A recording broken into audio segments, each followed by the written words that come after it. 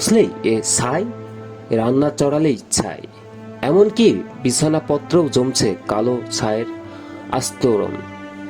কুষ্টিয়ার খাজানগরে মিল কারখানার অনিয়ন্ত্রণ দূষণে অতিষ্ঠ হয়ে এবার ঝাড়ু হাতে রাস্তায় নেমেছেন স্থানীয় ক্ষুব্ধ নারীরা।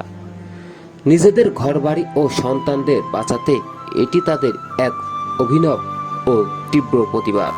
দেশের দ্বিতীয় বৃহত্তম চাল উৎপাদনকারী অঞ্চল কুষ্টিয়া সদর উপজেলার খাজানগর। এখানে প্রায় 4 শতাধিক রাইস মিল গড়ে উঠলেও পরিবেশগত নিয়ম নীতি না মানায় পুরো এলাকায় এখন বিষাক্ত ধুলাবালি আর ছায়ের স্তূপে ঢাকা পড়েছে।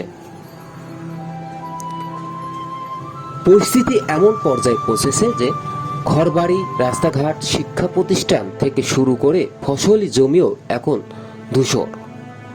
স্থানীয়রা বাসিন্দারা বলছেন তারা শিল্পায়নের বিরোধী নন, কিন্তু জীবনের দামে এমন উন্নয়ন কোনোভাবেই কাম্য নয়। এই বিষাক্ত পরিবেশের সবচেয়ে বড় শিকার হচ্ছেন শিশুরা ও বৃদ্ধরা। ঘরে ঘরে ছড়িয়ে পড়ছে শ্বাসকষ্ট, চোখ জ্বালা পোড়া ও মারাত্মক কাশির মতো জটিল ব্যাধি। বসবাসের অন্যতম যোগ্যতাও হারাচ্ছে এই অঞ্চল। বারবার মৌখিক ও লিখিত অভিযোগ জানালেও কোনো লাভ হয় না।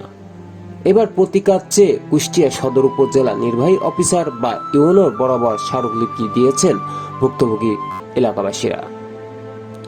সুস্থ ও নিরাপদ পরিবেশ, মাথা গোঁজার অধিকার সুনিশ্চিত করতে প্রশাসন এবার কঠোর পদক্ষেপ নেবে, এমনটাই দাবি খাজানগর সর্বস্তর মানুষের।